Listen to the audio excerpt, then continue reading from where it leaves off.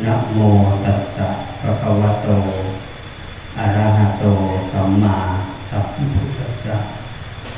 ขอน้อมน้อมในองค์สมเด็จพระสัมมาสัมพุทธเจ้าผู้เป็นพระอรหันต์ไกลจากกิเลสตรัสรู้ชอบได้โดยพระองค์เองกับโอกาสจากหมู่สงฆ์ทุกรูป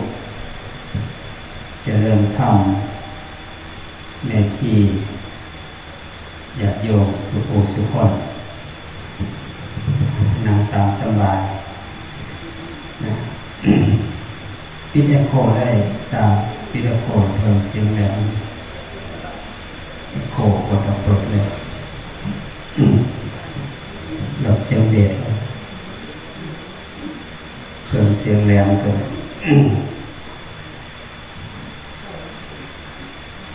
ไม่พอ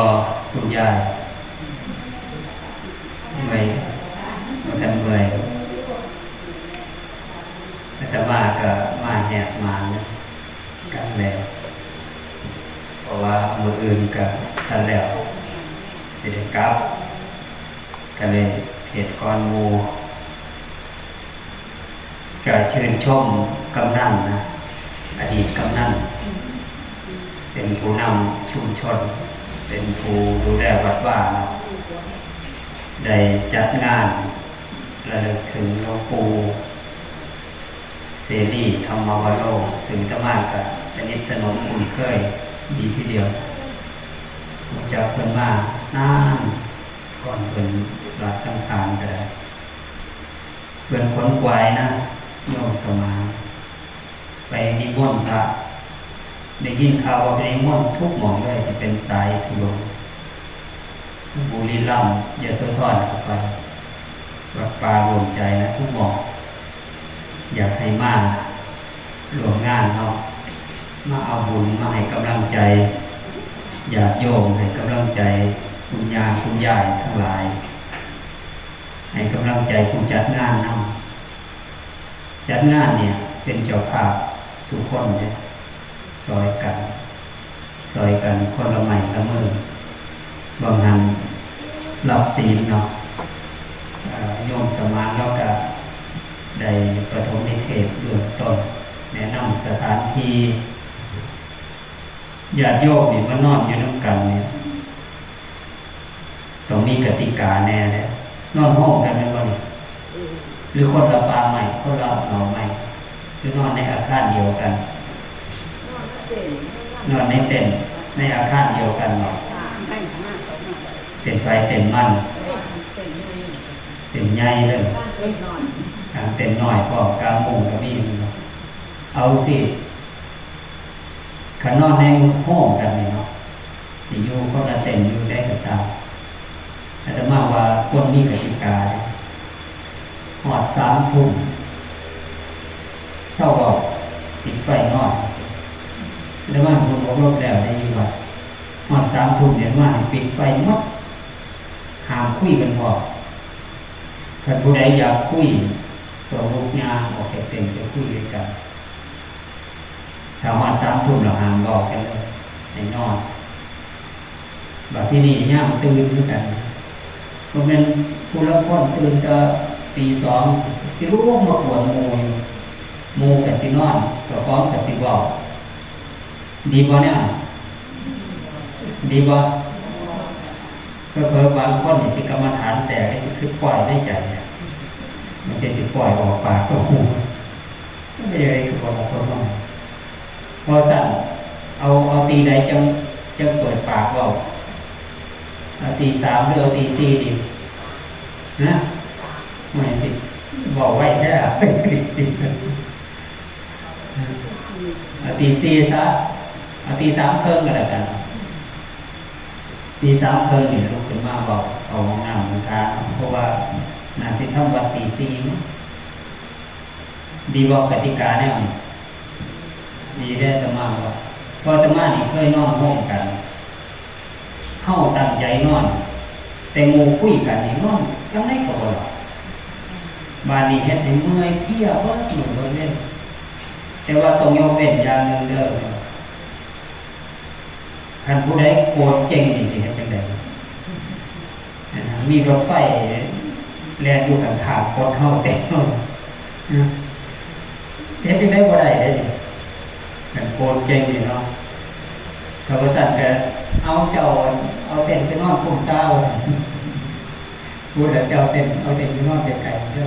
เจ้าโกนแต่ว่าบ่ได้โกนเป็นธรรมชาติ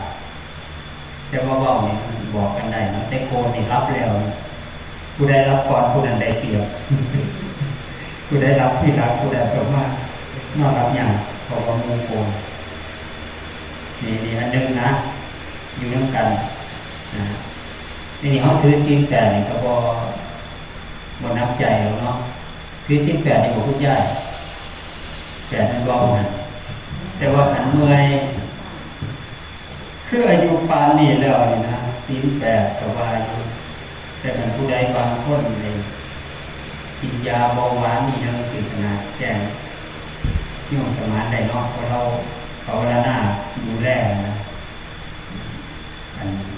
กันสุขภาพร่างกายก็ดีก็บอกเนาะบอกโยมสมานกินยากินยังนะยังมาแรงของห้องยังสินะทำเมื่อใดก็ไม่หนาวกันนะแต่แปดโตไม่ครับแล้วยังมีเศร้านะที่นี่เขาต้มอยู่เห็นบ่มีข้าวต้มอยู่เอานี่คือเรื่องการกินเนาะมันมีแต่ศีลข้อที่หนึ่งเนาะเพิ่นให้เนาะศีลข้อที่หนึ่งหามมีหยังนะรุ่นนี้เราศีลห้าศีลแปดนี่ฮู้ปั๊บเลยยังแต่ว่าปฏิบัติต่อเนื่องตลอดว่าหรือว่าพอมันลงขาวรับศีลเขาก็ปฏิบัติไปบ้านอาตมานี่เป็นห่วงแต่เมื่อบ้านดูวัดบ่เป็นห่วงปฏิบัติอยู่แล้วศีลข้อที่หนึ่งหามยังย่ายศีลข้อที่หนึ่งหามขาดสัตว์กันยุ่งมาตอหูมิ่งนี่เฮ็ดจังไดยุ่งมันเข้าไปในเต็มนั่นเอาสมมติยุ่งมันเข้าไปในหมู่มันนิ่งไม่ออกสิคอยจับมันออกบ่คอยจับออกหรือสิพัวเลยสิตกสิเอาผู้ใดคิดว่ากันยุ่งเข้าไปในกดในหมู่สิคอยไล่มันออกบ่ขามันยกมือเบิ่งผู้ใดคิดว่าบ่ขาดสิไล่มันออกบ่ยกมือเบิ่งมี1 2 3บ่ขาเนาะสิคอยไล่ออกมันบ่เอาแต่มันเข้าล่ะมันเข้าแล้วมันสิพิสูจน์ว่าสิมีศีลบ่มีศีลเอาว่านี่ผู้ใดคิดว่าอดบ่ได้ดอกตีครับยกมือเบิ่งมี1 2บ่เห็นโตได้ยินเสียงวิ่งก็ใส่พัวหมูกับปอมโอ้นี่มีครูขึ้นว่าอดบ่ได้สิตีอยู่เด้อยกมืออีกยุคนี้มันเป็นสิ่งมีชีวิตบ่คันคานี่มันสิผิดศีลข้อที่1บ่ผิดบ่นี่เนี่ยต้องปฏิบัติให้มันสะอาดได้อย่างน้อยๆ3 มื้อ5 มื้ออย่าขาดไล่ออกเป่าเอานะอันนี้เทียบยุ่งเพราะว่ายุ่งนี่เฮาขาดมันก็บ่มีเป็นบ่เป็นทรัพย์สินของไผนะมันพิสูจน์ใจเป็นหยังจะว่ายุ่งพิสูจน์ใจยุ่งหมดนี่มันพิสูจน์ใจเฮาว่าเฮานี่ตั้งใจบ่ขาดสัตว์อีกบ่เพราะชีวิตยุ่งชีวิตหมดมันน้อยๆเองอ่ะเห็นบ่ล่ะเคยได้ยินบอกเพิ่นว่าศีลข้อที่4คนที่โกหกอยู่ไม่ทำบาปอย่างอื่นไม่มีในโลกเหตุผลคือหยังบ่โยมเหตุผลเนี่ยมันบอกมันปากเฮานี่มันบอกได้ง่ายมันเฮ็ดผิดได้ง่ายมันตัวนี่คือว่าการตัวนี่มันคือมีความรู้สึกว่าเฮาบอกไปนี่บ่มีผู้ใดฮู้แต่ถามว่ามีคนฮู้บ่ยายมีคนฮู้บ่ตัวนี่คนอื่นอาจจะบ่ฮู้แต่ผู้ใดฮู้เจ้าของฮู้อยู่แก่ใจได้โกหกเพราะนั้นเพิ่นยังว่าคัน คันคนกล้าโกหกนี่กับกล้าเฮ็ดบาปแนวอื่นน่าคิดนะพุทธเจ้าพระยังบอกว่าที่รับสำหรับคนทำบาปไม่มีในโลกแปลว่าไงแปลว่าคนเฮ็ดบาปแล้วบ่มีหม่องดีพระโมคคัลลานะเคยอ่านประวัตินั้นว่าถือโจร500ขาบ่เป็นคนบ่ดีเด้อทั้งดีทั้งลบทั้งดีทั้งดีทั้งหายโตทั้งเฮ็ดทุกอย่างกลับมาโจรกับขาคือเก่าอันนี้เป็นตัวอย่างว่าคนทำบาปบ่มีหม่องดีที่รับสำหรับคนทำบาปนั่นเองนะครับนั่นกลับมาว่าสิ่งก่อนที่หนึ่งเอาให้บริสุทธิ์เด้อผู้ยังคิดว่าสิขาอยู่นี่ก็คือไม่เด้อโยมแม่โยมเอื่อยอายุเท่าไหร่ยายอายุเท่าไหร่อ๋ออาตมาเห็นโยมว่ามันสูงธรรมะทั้งนี้ก็เห็นอายุมันวันยืนดูแข็งแรงพร้อมนะ80เท่าไหร่กว่า81เกิดก่อนอาตมา20 ปี19 ปีเกิดก่อนเอิ้น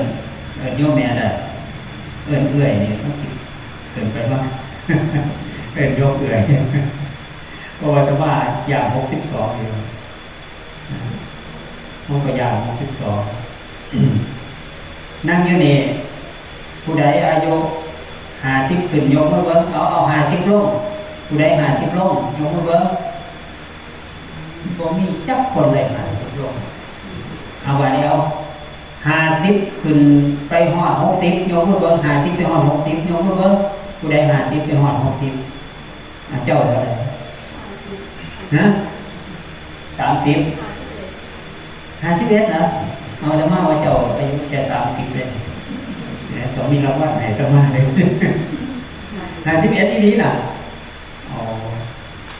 แสดงว่าเป็นคน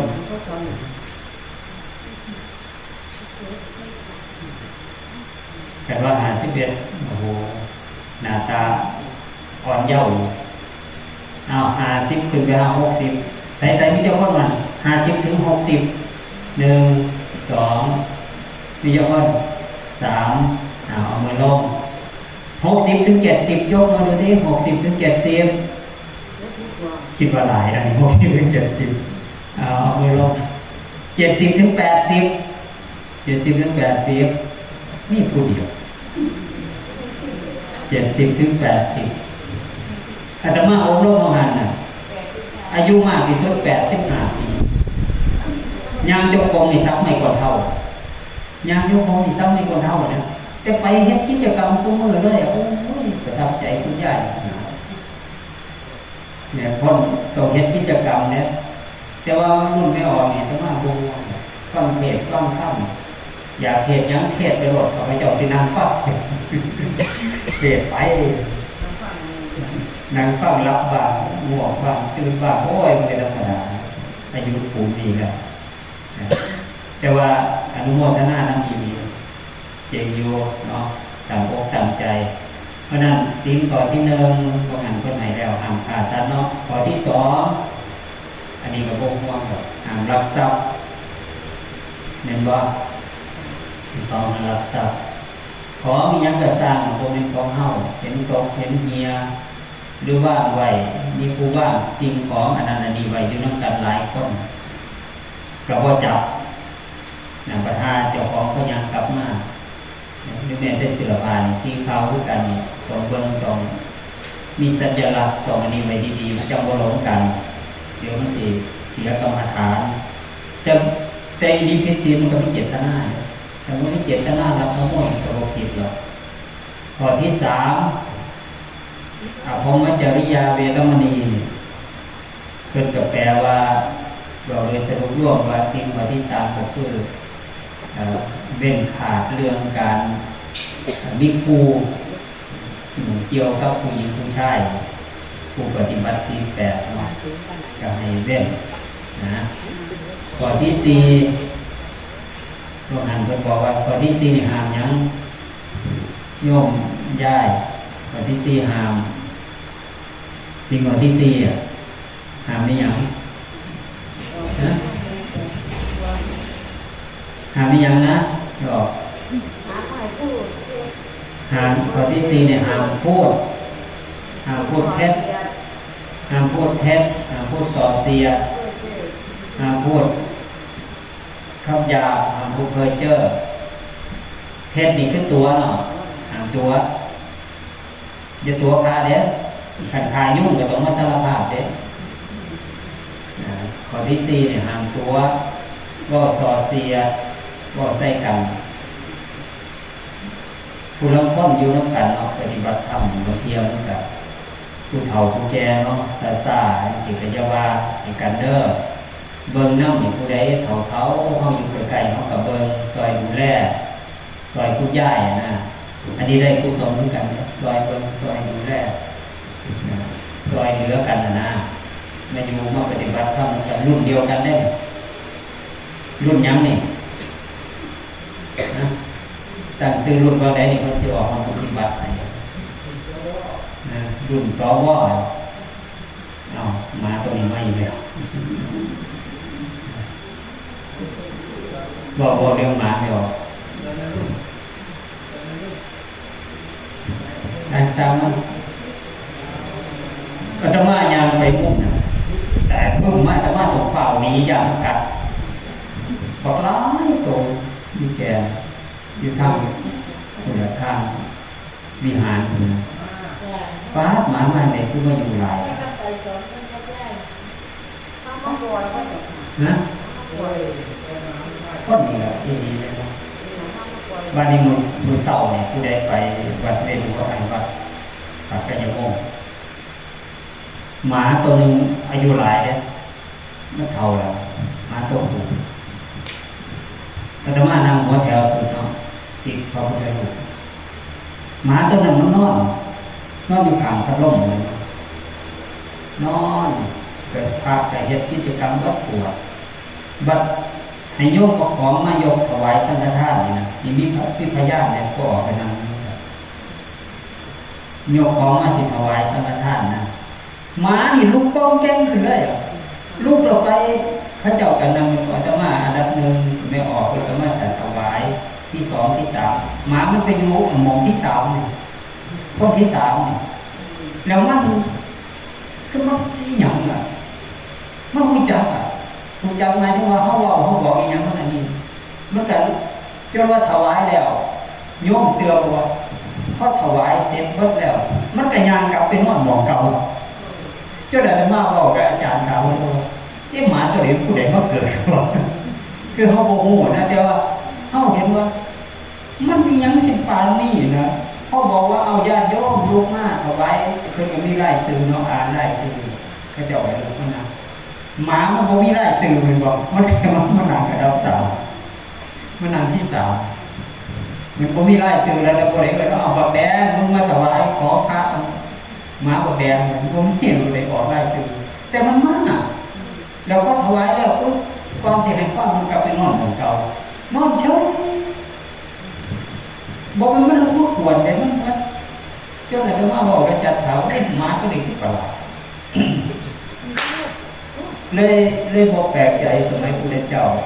มันก็มีหมานั่นคือแสบมันดื้อมันก็ต้องตีบ้านหมาเอาบอกเรื่องศีลดีกว่าไปบอกเรื่องหมาหรอกหมาแต่ว่าหมามันตรงรู้เรื่องนี้ยังเติบนึงเลยเพียงแต่ว่าเฮาหนึ่งบ่รู้แสดงว่าหมาตัวนี้มันอาตมาก็เว้าอีนี้อาตมาก็เว้าเด็ดอาตมาเว้าที่เว้ามันบ่ได้รู้จักได้ว่าหมาตัวนี้เป็นผู้ใดมาเกิดบอกก็บ่รู้แต่เว้าว่ามันผู้ใดมาเกิดมันจะแบบพวกปานนี้พวกหมาบางตัวมันจะพวกเลยก็ว่าไปเนาะอันนี้บอกเรื่องหมาเนี่ยบอกเรื่องศีลต่อที่สี่ต่อบตัวเนาะตัวให้กับบตัวไม่ออกไม่อยู่นี่ต้องสำรวมบ้าจาเลยบตัวคือเฮาปฏิบัติศีลนั่นแหละคือเฮาปฏิบัติธรรมหลายคนยังคุ้มเครือยังไม่ได้ปฏิบัติศีลปฏิบัติธรรม คือแต่ว่าปฏิบัติธรรมคือตอนเป็นผ้ายางจงกรมเป็นผ้านั่งสมาธิแต่โยมก็รู้ว่าทุกอิริยาบถที่เขาอยู่ในวัดให้เขาถือว่าเขาปฏิบัติธรรมตลอดเวลาจำให้ดีเด้อคุณยายบอกว่ายืนเดินนั่งนอนเข้าห้องน้ำกินข้าวกินอาหารฝึกให้มันเป็นกุศลนะมันสำรวมให้มันระวังย่ามกินกับบอกคุยกันนี่ยังมากสินะนั่นศีลข้อที่สี่บ่บอกเท็จบ่บอกส่อเสียดบ่บอกคำหยาบบ่บอกเพ้อเจ้อศีลข้อที่ห้าบัดห้ามหยังโยมแม่ห้ามหยังศีลข้อที่ห้าห้ามบ่ให้กินของมึนเมาบ่ให้กินเหล้าบ่ให้กินเบียร์บ่ให้สูบยาบ่ให้เที่ยวมาบอกรวมหนาผู้ใดเที่ยวมาแน่อยู่นี่บัดอยู่ก็เบิ่งใหญ่เอามีเจ้าคนขอเบิ่งขนาดเบิ่งเมื่อใดเที่ยวมาเป็นคน1 2เอาก็ยังอยู่นู่นเที่ยวมานี่ก็ยังหลายเลยสิอดได้บ่30,000อดบ่ได้เนาะแต่ขนาดเขานั่งเพิ่มเทปากแดงจอยวันเอาอดบ่ได้ก็เที่ยวไปแต่ว่าอย่าลุกขึ้นมาขอแค่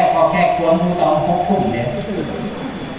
มันต้องมีกติกาเนี่ยเพราะมัน5 ทุ่ม6 ทุ่มยิ่งตำหมากจอกอันนี้มันบ่ได้เลยมันกวนมูเลยแล้วคันเที่ยวก็ให้ค่ายเป็นหม่องเด้อเป็นไงอย่าค่ายตัวที่เนี่ยค่ายไปมูยางเหยียบมูนี่มูตัวเที่ยวนะก็ให้ค่ายเป็นหม่องเป็นบอลหม่องน้ำมันเนาะโอเคเนาะแต่ว่าคันผู้ใดตั้งใจสิอดงานนี่เสียนุโมทนาเนี่ยเศร้าเป็นชาตินั่นนะโอ้ยอาตมาอีนี้โยมพออาตมาไปเที่ยวมามือหนึ่งพยายามเป็นเอาโคกมาต่ำบาดนี้เกิดเที่ยวมาค่ายเข้ามาเดี๋ยวไปกินข้าวไปจมในร้านมันมาเขาหนึ่งไว้โคตรบอกคือเขาแข็งแถวตอนนี้ว่านั่งคือเขาคือแข็งแถวอาตมาไปยามอาตมาก็เลยบอกเสียโอ้ยเขาแข็งเป็นที่ไปหาจมเขาหลายเลยมันต้นเจ็ดพูดแข็งตลอดก็หยำกินมือเลยจะเกี่ยวพอเห็นจมมาต้นเจ็ดพูดขึ้นแข็งเดียวเห็นบ่มาก็ต้องเอาเจ็ดพูดใส่น้ำเงินบ่ยากเจ็ดพูดแจ้งก็ไหนน่ะ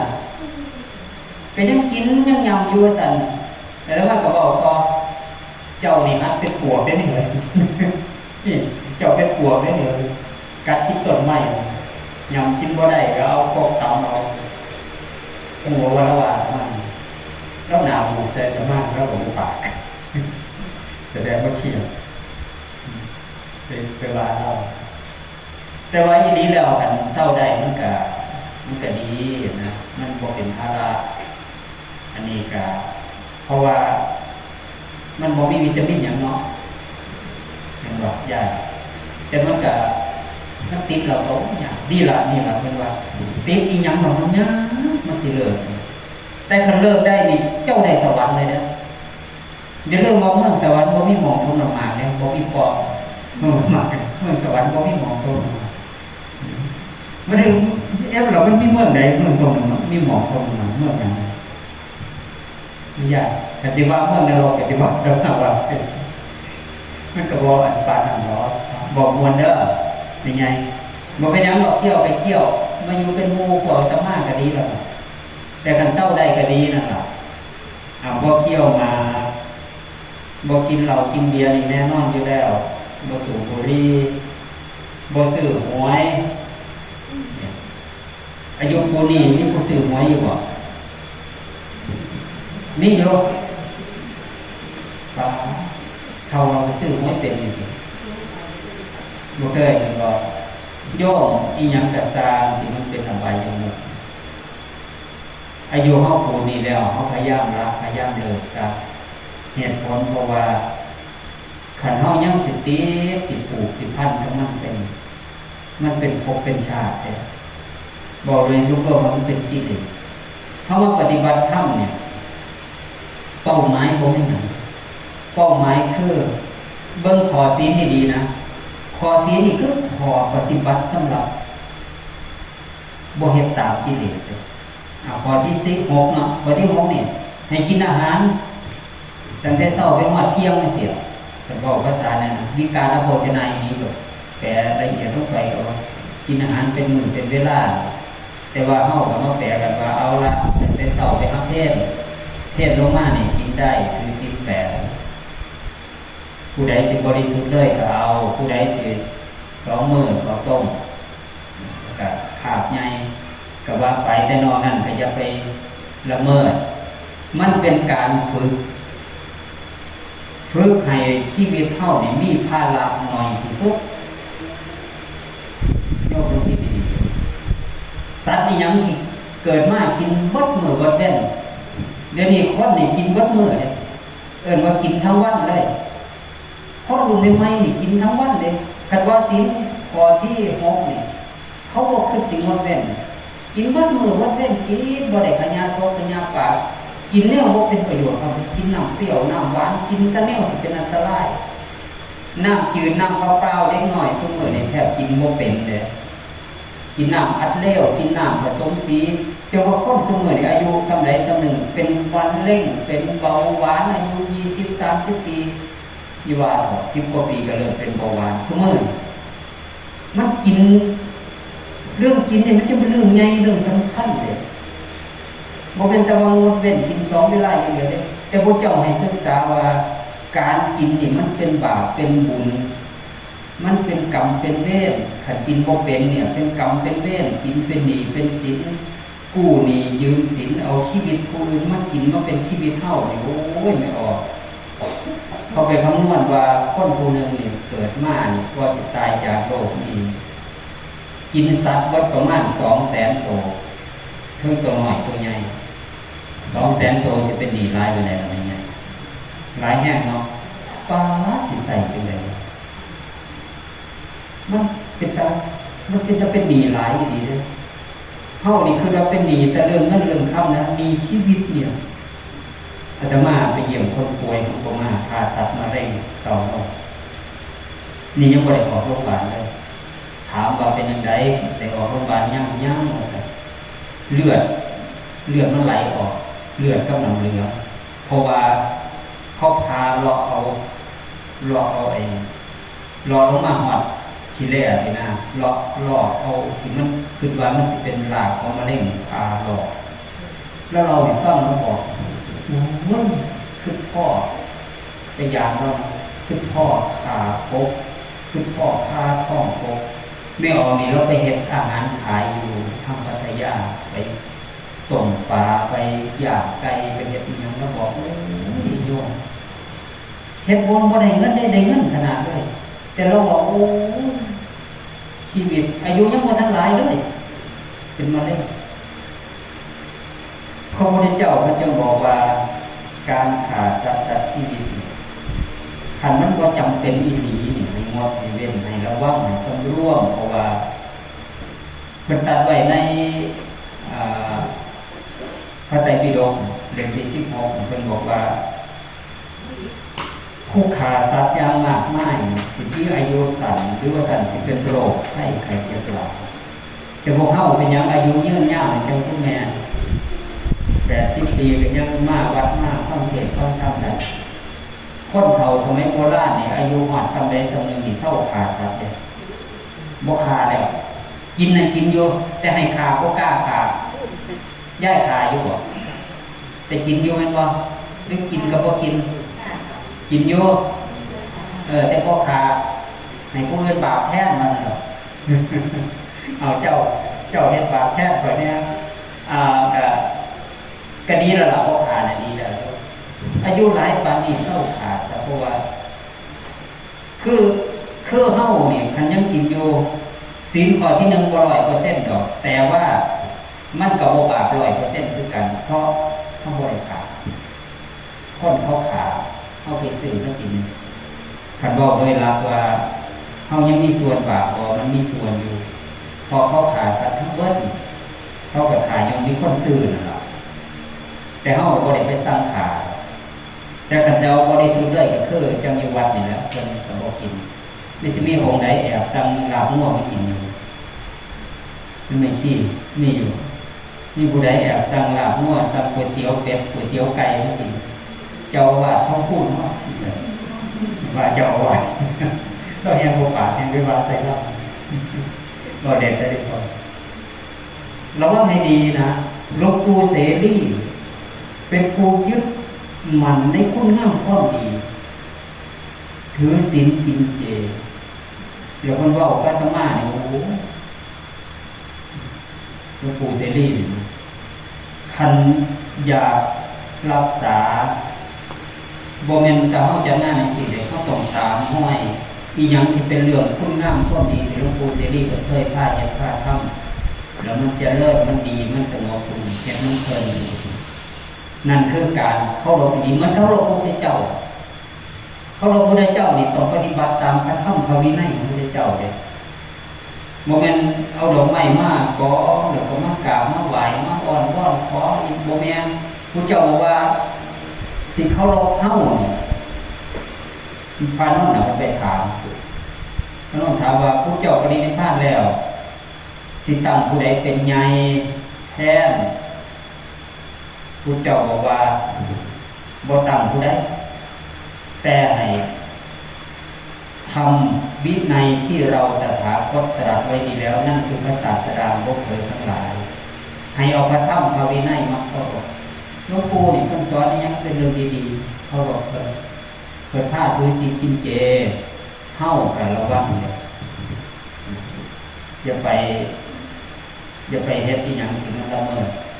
เนี่ยแต่ว่าอาตมาก็ดีอยู่ที่ญาติโยมมากปฏิบัติธรรมอย่างน้อยๆคือฮอดหลวงปู่ก็มาจัดงานถือศีลกินเจโดยหัวเรือใหญ่นี่อาตมายังโอ้ยโยมสมานซับบวชซะเลยแต่ว่าถ้าบวชก็สิบ่มีคนเฮ็ดงานทำคฤหัสถ์ได้เนาะคือมันมีแผนอยู่ว่าสิบวชบ่มีบ่นะบ่มีก็เฮ็ดงานดูแลวัดว่าไปนี่ล่ะแต่บ่ดูแลโอ้ยากเลยเนาะเพราะซั่นศีลข้อที่6เนาะกับผู้ใดมีปัญหาสุขภาพที่เสริมด้วยอาหารด้วยหยังก็บ่ว่ากระดอกบ่สิเลียนดอกเนาะเขาแก่แล้วปานนี้จังได๋ผู้เขาปานนี้สำหรับอาตมาเอาให้กินข้าวแซ่บกันแม่นบ่เป็นไงหาละมื้อมันแซ่บหาละมื้อมันคือกินขี้ข้าวดอกอันนั้นศีลข้อที่6เรื่องอาหารการกินเนาะข้อที่7เรื่องหยังล่ะข้อที่7ห้ามทาแป้งห้ามใส่แป้งใส่ครีมใส่สบู่ใส่เครื่องสำอางโดยสรุปห้ามใส่เครื่องสำอางห้ามเล่นดนตรีห้ามแต่งตัวสวยห้ามฟ้อนห้ามเต้นโมเมนต์เปิดโทรศัพท์คุณเจอเพลงมันกระดิกขาแดกมันจะเรื่องผิดศีลนั่นน่ะนับจะชีตวาทิตาวิสุกัทัสนาหามเอาดอกโบราณเนี่ยผู้สาวโบราณเอาดอกไม้เนี่ยปูเลยเนาะนั่นก็เป็นยางไปขอดอกไม้เนี่ยผู้สาวสมัยสุขเหมายังเนี่ยปูทุกคนเนี้ยเลยแต่งตัวกันให้แต่งดีๆข้อที่สมมติเนี่ยแถวว่าแต่งตัวเนี่ยแห้งแต่งโก้แต่งเปลือยอะไรพวกนั้นบอกแต่งทุกอย่างเนี่ยแต่งเสียแต่งอันนี้ถือศีลถือธรรมต่อยเขาบอปฏิบัติศีลแต่การแต่งตัวนี่โอ้ธรรมะกับเห็นประเทศลาวเดี๋ยวนี้ประเทศไทยแต่งตัวยังกระบุแต่งตัวเกินไปนะทีนี้เราโคตรเน่าย่อมเราเป็นดีๆนะควายเนี่ยมันก็ใส่ขาเป็นกระเบื้องเสื้อบ่พอเอาผ้าไปให้เอาโซ่ไปให้ควายเอาเสื้อไปให้ควายใส่เป็นกระเบื้องบ่แต่คำมันเปื่อยโตเลยนี่ควายนี่มันเป็นกระเบื้องเด้ม้าสินะม้าใส่เสื้อโตเป็นกระเบื้องเด้แต่คันเปื่อยโตนี่เป็นกระเบื้องแต่คนบาดคนคันบ่นุ่งผ้าคันบ่ใส่เสื้อใส่ผ้าอีหลีคนงามๆเนี่ยแต่ง ใส่เสื้อใส่ผ้ามันเฮ็ดให้มีรัศมีมีสง่าราศีแต่กันโป้เปื่อยลายนี่โอ้เพราะนั้นศีลข้อที่เขียนนี่เพิ่นยังว่าห้ามบ่ให้ฟ้อนให้ล่ำบ่ให้ร้องล่ำทำเพลงเป็นข้อปฏิบัติเพื่อลดละกิเลสทั้งนั้นพอคนสมุนเอาแตะมวลไปยินนี่บ่ได้เอาศีลของพระพุทธเจ้าอีกอย่างนะข้อที่8ก็บ่มีผู้ใดออกเสื้อหอมหวานมาผู้ใดละมั่งนอนสาดธรรมดาบ่ในใหญ่เมื่อยปวดหลังปวดแอวที่นอนเดี๋ยวนี้มันมียางพาราที่นอนยางพาราโฆษณามาเพิ่นนั่นน่ะนอนแล้วสิบ่ปวดแอวซั่นอาตมามันปวดแอวมันเกิดต่อว่าเห็นมันบ่ปวดแอวหรือมันปวดแอวย้อนเฒ่าไม่ใช่มันบ่ปวดแอวย้อนนอนที่แขนที่นิ่มแล้วเด้ปวดแอวย้อนเฒ่านะเอาเลิกจังโมงนี่2:10 นาทีแล้วเมื่อยแล้วบ่เดี๋ยวเทียนทำนี่ก่อนก็ได้คือเขาสิเมื่อยมันก็มากเนาะเดี๋ยวมื้ออื่นเช้ามีเวลาหรือก่อนฉันจังสิมาเทศเพิ่มเติมมันนำสรุปว่า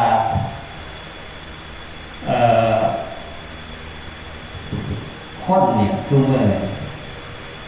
คันว่าปฏิบัติธรรมมาถือศีลก็ถือบ่ได้ถือเพื่อฝึกฝนลดละอีหลีแต่อีหลีแล้วนี่ศีลนี่แหละคือข้อปฏิบัติของคนทำมีศีลเนี่ยชีวิตเนี่ยพระพุทธเจ้าบอกประโยชน์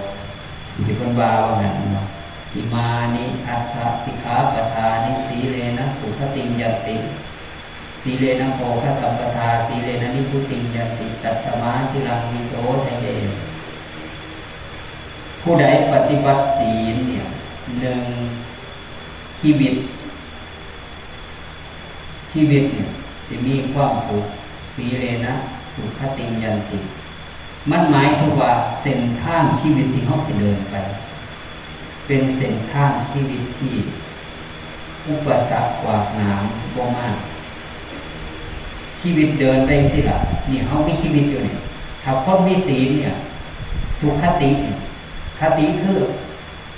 เพิ่นแปลถึงคำว่าตายแล้วนี่ไปที่ดีเลยแต่จะไปพิสูจน์ตายแล้วพระพุทธเจ้าศาสนาพุทธเจ้าบ่ทันตายเนี่ยคนมีศีลเนี่ยกับมีชีวิตไปถ้ามองดีบ่ไปเราโล่งเบียร์บ่ไปมองเล่นเลขเล่นหวยบ่ข้ามไปหนุนตะเกียบอยู่แถวยโสธรนี่สิมีรถมาแล่นเอาคนข้ามไปเล่นบ่อนคาสิโนฟังจะเสียลาบบ่ไปคนมีศีลบ่ไปชีวิตไปแต่ทิศทางที่ดีนี่บ่ทันตายนะบ่ไปกินเหล้าบ่ไปนั่งเล่นไพ่บ่ไปลงเลขลงหวยบ่ไปเล่นกองไฟเป็นชีวิตสีเลนะสุขติงยันติโดยต่อมาเนี่ยคนมีศีลเนี่ยโภคทรัพย์ก็เจริญทุกอย่างบ่ดีนะเจ้าไปกรีดยางได้เงินเจ้าเหตุงานเหตุการณ์ได้เงินเนี่ยเหลือทุกบาททุกสตางค์พันเหลือกินเหลือใส่แล้วนะมันสิบ่เสียไปกับเหล้ากับยาบ่เสียไปกับสิ่งบ่เป็นประโยชน์อีหยังเลยเงินมันก็ยังคนมีศีลเนี่ยทำงานได้เงินหน่อยก็เหลือเจ็บเหลือใส่มีคนมีศีลนะสีเลนะโภคสัมปทาแล้วคนมีศีลนี่ล่ะที่เป็นคนที่สุขสงบเย็นถ้ามีศีลจริงๆพอสั่นเข้ามานี่ก็วันว่ามาเพราะว่าโยมสมานเราไปปลุกเราไปจับไปชวนเนาะมาในพวกเราเดินถึงตัวปูเสรีจะปีแล้วนะมันสิ้นไปเนี่ยโอ้17 ปีเลยสิ้นไปหน้าเลย17 ปีเนาะสิ้นตอนอายุ75อาตมาได้ไปยามเขาจะได้ยืนร่วมบาตรอุปนตอนเขานอนป่วยแต่บอกคือว่าเพราะว่าเพิ่นบอกให้ป่วยหนักเลยป่วยทีเดียวที่ว่านักเกิดกับเขาร่วมบาตรแล้วก็สิ้นเลยมรณภาพเลยจ ยิ่งกับมีป่วยเล็กๆน้อยๆธรรมดานี่คนมีบุญบ่ได้ป่วยเหลือป่วยล่ำป่วยไปหาหมอนี่เอาตะกร้าไปใส่มาเลยยากินยาเป็นอาหารอีหลีเด้อผู้เราคนนี่ไปหาหมอเนี่ยเกือบ10 โรคหมอจะได้มาตรวจปอดอะไรเราทุกโรคจับใจเขากินมั้งอันสิตายว่ามันตายย้อนโรคดีกว่าตายย้อนกินยาอะไรปวดอันนี้บอกว่ามันวางหมอโรคนี้ยังโรคเก่ามันวัดได้บ่านี่หมอว่าเป็นโรคนี้เขาจะจัดให้เป็นโรคนี้ก็จัดให้กินยาจนตับข้างไตข้างอยู่คนมีกรรมไม่มีบาปหลายเจ็บป่วยทุกข์ทรมานกินหวานกินยาชีวิตแต่ขันคนมีบุญมีกุศลพอสมควรเนี่ยบ่ได้ทุกข์บ่ได้ทรมานบ่ได้กินยาเป็นอาหารครับแม่หรอกินอาหารเป็นยาไม่ไงผู้เฒ่าผู้แก่กินอาหารเป็นยาอย่ากินแนวมันเป็นโทษเป็นไข้ตื่นเช้ามากก็ออกกำลังกายว่าเฮ็ดจิตใจเบิกบานแจ่มใสลูกหลานเว้ายากก็อย่าปล่อยอย่าด่าเขาผู้ใดด่าลูกด่าหลานเก่งหน้าบูดหน้าง้อหน้าบึ้งผู้ใดก็อยากอยู่ใกล้บ่ดีเด้ออารมณ์บ่ดีเฮ็ดหน้าเฮ็ดคิดเฮ็ดใจมันดีเบิกบานแจ่มใสชีวิตมันก็มีความสุขเฮาสิมีความสุขอีหยังแต่ทั้งหมดนี่มันต้องมีศีลจึงสิเฮ็ดให้ชีวิตมันมีความสุขตื่นเช้าขึ้นมาอย่างหนึ่งเด้อเป็นไงสุขภาพที่ดีถอดรองเท้าออกไปย่างเหยียบที่ดินมองเขาก็ขีดยานะมองให้มันคายกระจุกไฟฟ้าออกไปนะตากอากาศดีๆแล้วก็เฮ็ดใจให้เบิกบานแจ่มใสเตรียมตัวใส่บาตรยังมื้อแรกก็ไหว้พระเฮ็ดมันเสียได้ยังได้อายุเฮาคงดีเนาะฟังเทศน์ฟังธรรมแน่อย่าฟังแต่หมอลำฟังแต่เพลงไทยยังหลายเนี่ยจะเป็นชีวิตเฮาดีๆนะ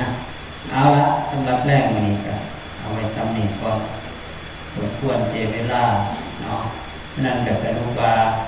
เฮามาปฏิบัติธรรมถือศีล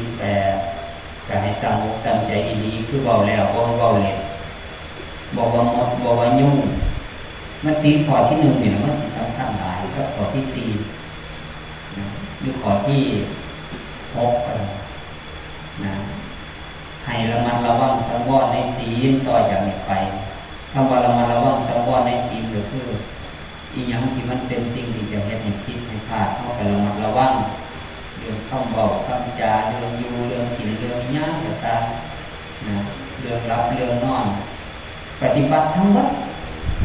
ปฏิบัติคือระมัดระวังสังวรอีหยังที่มันเป็นแนวบ่ดีบ่งามเฮาก็พยายามอย่าไปเฮ็ดไปทำคือมันเป็นนิสัยแล้วเฮาสิได้บุญได้อานิสงส์ดีนะเฮาบ่ได้มาเฮ็ดเล่นเด้เฮ็ดเล่นก็ได้เล่นนะเฮามาเฮ็ดดีเด้แฮงอายุเฮาปูนี้แล้วเฮ็ดเล่นตั้งใจเฮ็ดดีอีหยังที่มันเป็นใจละดีคือจังเว้าเรื่องหมากนี่เว้าว่าโน่ๆเด้คันเซาได้คันแม่นรับเอากระตาหมากไปเสี่ยงได้รับเด้คันรับกระตาหมากคันกระตาหมากหายอาตมาเชื่อว่าเมื่อบาดแน่นอนบ่อยู่หรอกเห็นบ่แม่ใหญ่แม่นอีหลีเด้อกระตาหมากหายผู้ข่าวบ่อยู่เมื่อบาดแน่เอาจบจะได้ทำนะ